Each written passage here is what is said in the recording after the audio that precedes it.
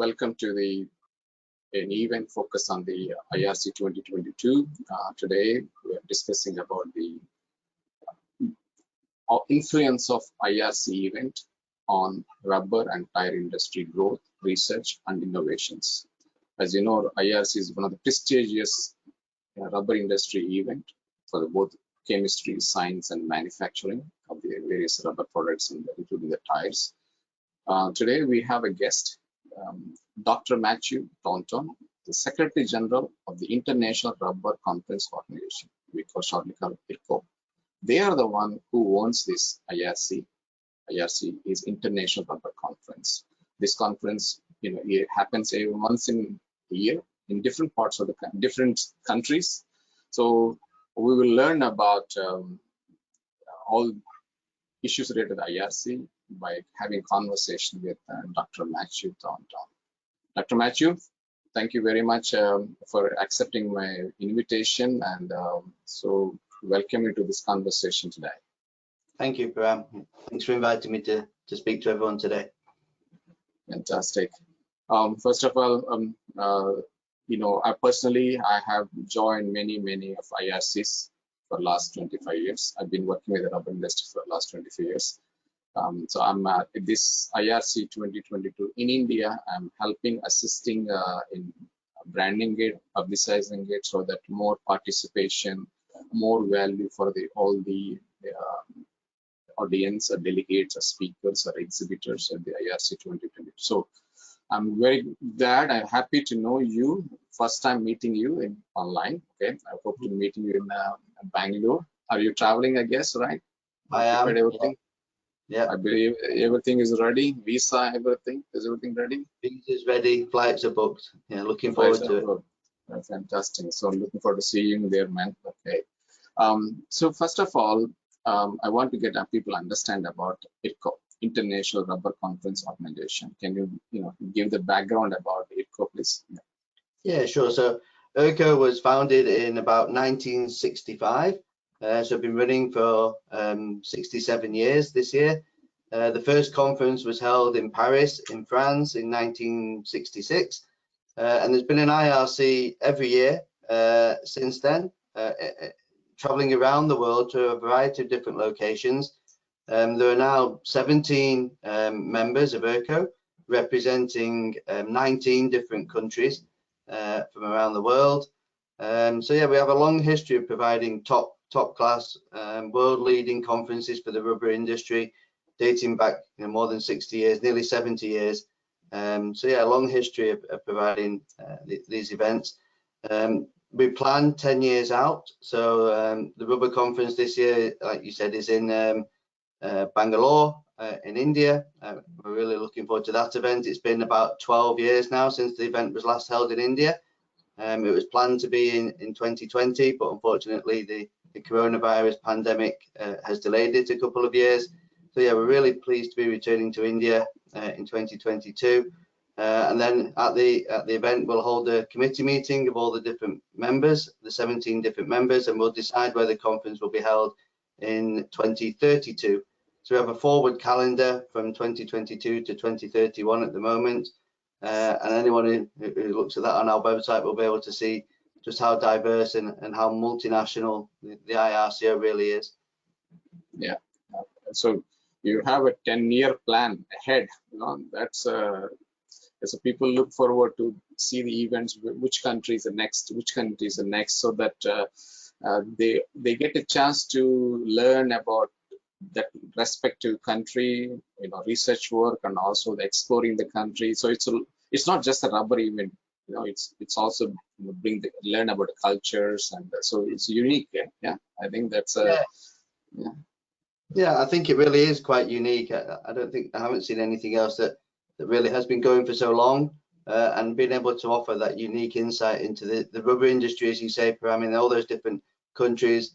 Of course, there's the technical side of it, but there's geopolitics involved as well, and how prices of rubber and different aspects around manufacturing and energy costs can affect the businesses that operate in those different regions as well. And so, like you say, it's not just the technical aspects, although that is the key focus. there is the cultural side to it, the meeting of minds from across different nations, different research organizations, different industry sectors across the globe coming together in one location and being able to share that knowledge, experience and expertise, I think really does add value to the people that attend, the delegates at the conferences, and of course it's a key part of what IRCO stands for.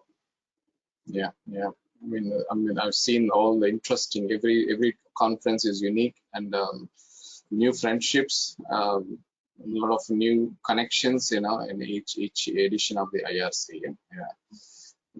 So you said you are altogether 17 societies. The IRCO is an association of rubber societies across the world, right? Okay. Of course, there are 17 societies covering the 19 countries. Is there any country not hosted IRC yet? Or mostly, probably everybody organized it, yeah?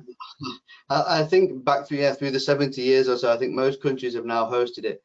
Turkey were a very recent member to IRCO. That they joined just a few years ago, and they've hosted a Rubbercon event, which is our smaller conferences that we also hold alongside the main IRC. Yeah. So it's our kind of sister brand for those smaller, more localized events.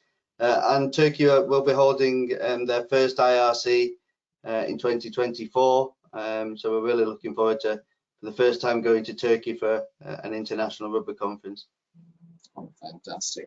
So if somebody wants to organize an event, they have to wait for 10 years, I guess. If they want to bid for it, the next 10 years. So the one who bid maybe changes that by the time the person who is the contact person may change also, I guess. Is it right? Yeah, it's a little bit like the Olympics. Yeah, that's right. That's what I'm trying to say. It's like an Olympics, and you have to bid for it. Is there any criteria who there usually when somebody wanted to host it, is unanimous or kind of 2 or 3 countries try to bid for it? It's normally competitive. So there's normally, like you say, 2 or 3 countries who bid to host it each year, and then they pitch why they would be the suitable candidate or country or host for the event, and then the committee votes on that. So it's very democratic, and of course countries come back and bid again the following year if they're unsuccessful, and the ones who are successful are normally very, very happy. Wow, it's interesting, interesting procedure, and pretty much democratic, and all the members have a chance to say yes or no which country to host it. And probably, Thailand is going to host in 2025. Yeah. So I'm looking forward to IRC 2025 in Thailand, hopefully in Bangkok, if not somewhere in one of the cities in Thailand. Yeah, definitely. And when you look at IRC, you have researchers, academics, industry people are there, and also from the academic researchers also there. In your experience, you've been a Secretary General for last 10 plus years. So you see how much impact on the growth of the industry in terms of in technology development side, or economically. What is your feeling towards influence of the IRC event? Yeah, I think it's really positive. I think being able to bring together people who work, like you say, or in industry, or who are conducting academic research in some of the world's most leading organizations for academic research globally, bringing them all together under one roof, so to speak, to exchange ideas, present the work that they're working on, to collaborate, and to find areas of commonality, really to ensure that the academic research that's being done out there in the rubber world finds its route through into industry and into applications to help grow the business globally, and to help support very important global topics like sustainability, for example. There's a lot of coverage of sustainability at all the IRCs that I've been to over the last 12 years, and it's a big focus of the one in India this year as well, of course. And it's a challenge, as we all know, for society at a global level, and so when that's just one example of where research in academia and everything from dandelions and mushrooms to produce rubber through to green tires, those sorts of discussions that take place really help to drive forward the industry and improve the way the industry works, operates, and has an impact on our everyday lives, which we all know rubber does and is an important aspect of our day-to-day lives. Yeah, I think it's a lot of collaboration between university or university industry, so it happens because of that IRC, because all the technology heads, R&D heads, professors, young researchers. I think you give a good platform for the young researchers, particularly the PhD student or even the master student, depends on the topic. So can you talk about how the IRC supports the young researchers?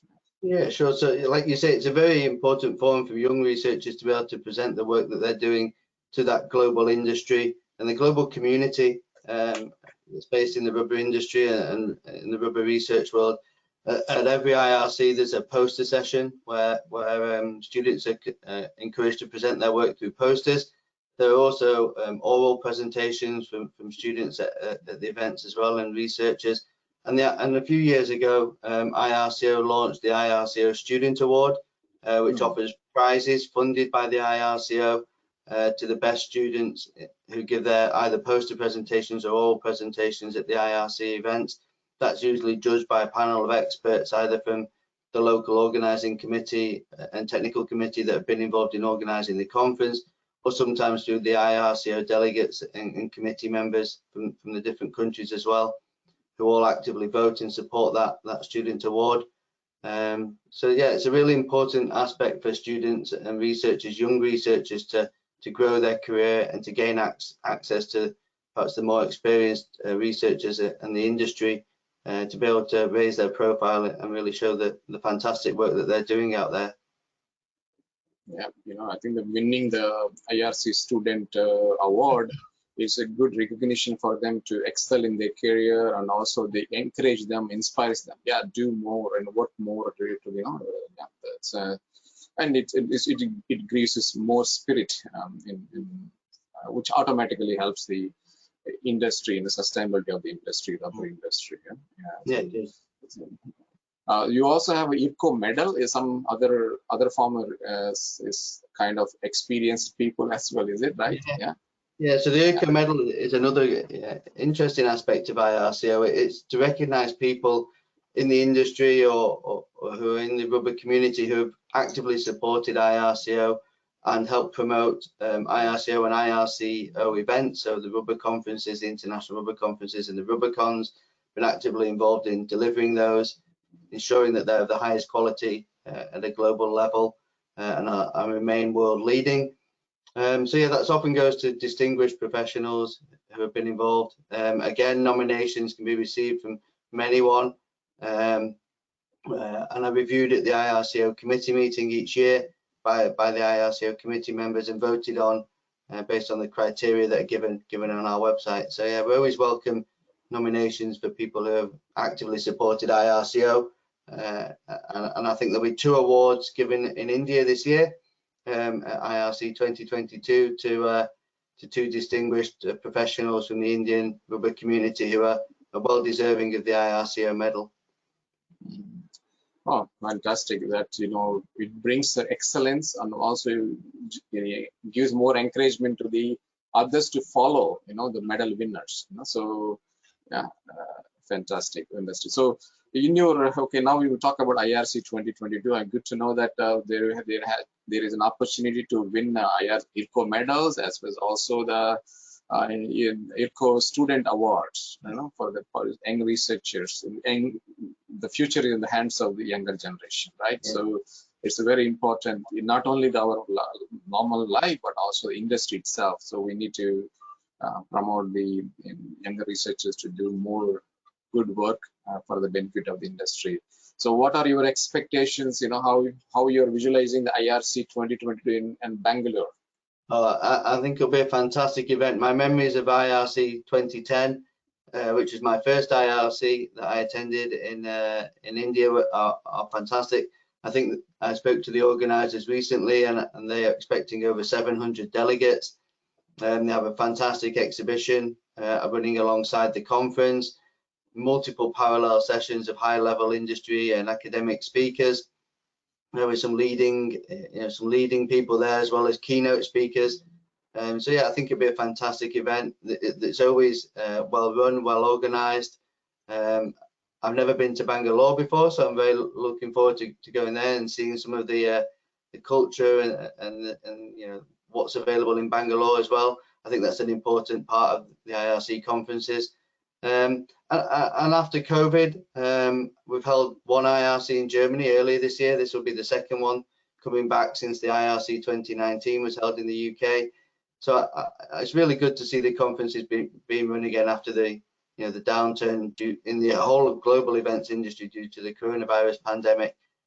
So I think it'll be a fantastic meeting point for people who've been to IRCs before to meet the people that they've met at them previously, but also for new people who've perhaps never been to an IRC before to come to India. 700 delegates there, world leading speakers, presentations, fantastic program around the event as well in terms of the exhibition and the social program and the conference dinner. So I think it'll be a really fantastic event for the rubber industry, and probably the biggest one that's happened since the coronavirus pandemic. So we're really looking forward to it. Yeah, and you know that IRC 2022 has an additional noble cause.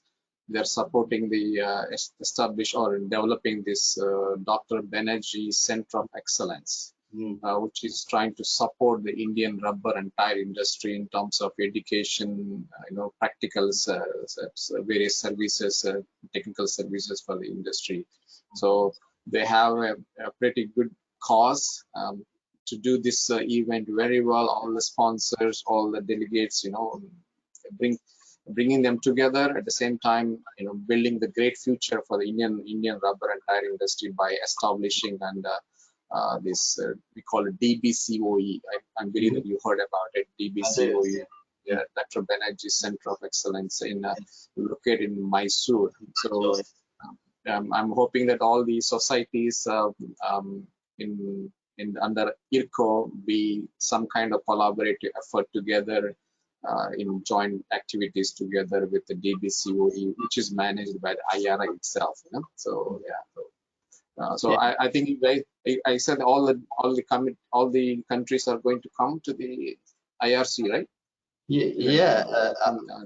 Unfortunately, not every country can make it this year from the IRCO. I think there's some travel restrictions still from some countries, but we're certainly, I think we're up to about 12 out of the 17 members now who will have a presence at IRC 2022 from the IRCO committee.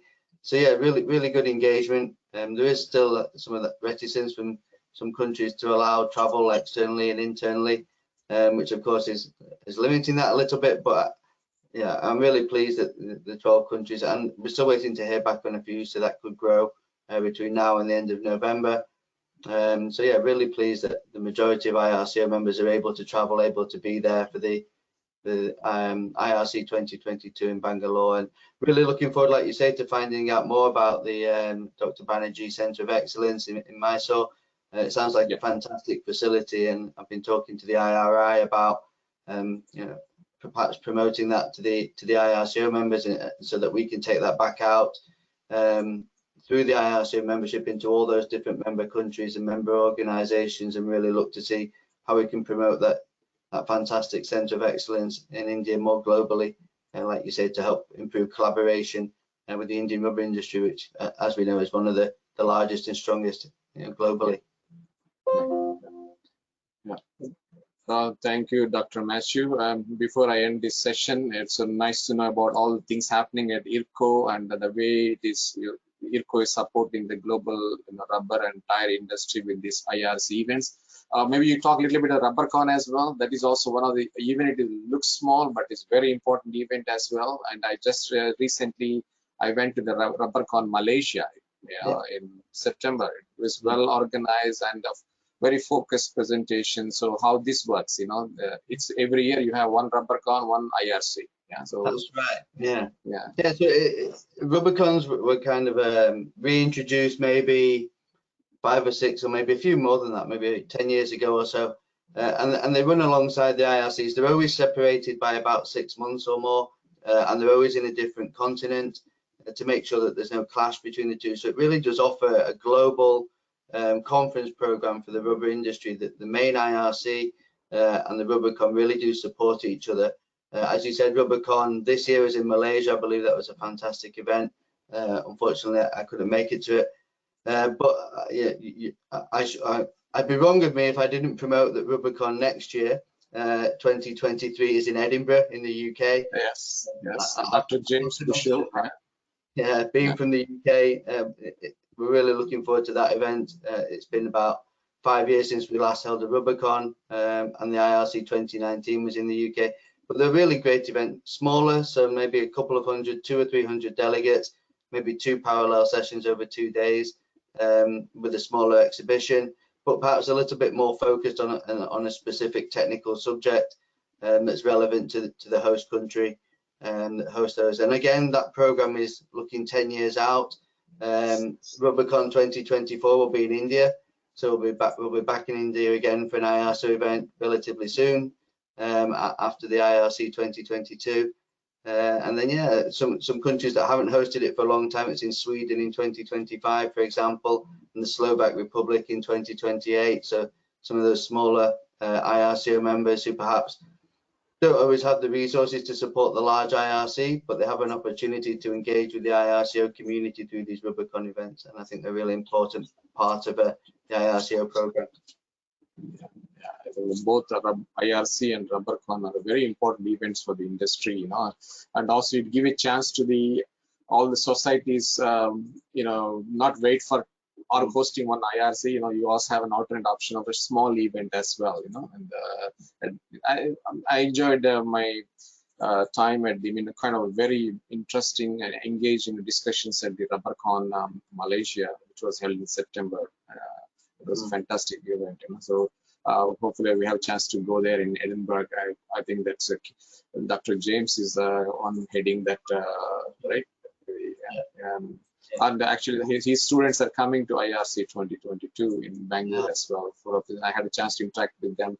So it's a great minds, you know, put together IRC or a Rubbercon. What makes it a great minds together in the rubber technology or rubber science and technology, and at the same time, you know, creating a new friendships and you know, collaborative activities together for the benefit of the humankind, because rubber is an integral part of the human, you know, activities. You know, without rubber we can't imagine anything much. You know, how whether it's a transport or the way we live, you know, it affects totally. There's no rubber, no elastomer, right? So exactly.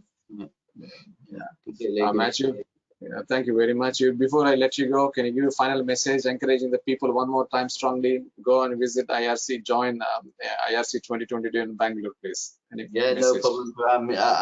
Yeah, please do, everyone listening. I think IRC 2022 in Bangalore in India at the end of November will be a world-leading event for the rubber industry. I implore and invite everyone to consider attending the event. There's a fantastic program of speakers, a fantastic exhibition alongside it, and some fantastic sponsors all supporting it. And so I think anyone working in the rubber industry globally would be remiss not to consider attending IRC 2022 this year. Fantastic, Matthew. Thank you very much for joining the session today. I look forward to meeting you in IRC 2022 in Bangalore, India. If you are going to participate in IRC 22, make sure that you say hello to Dr. Matthew and take a selfie if possible.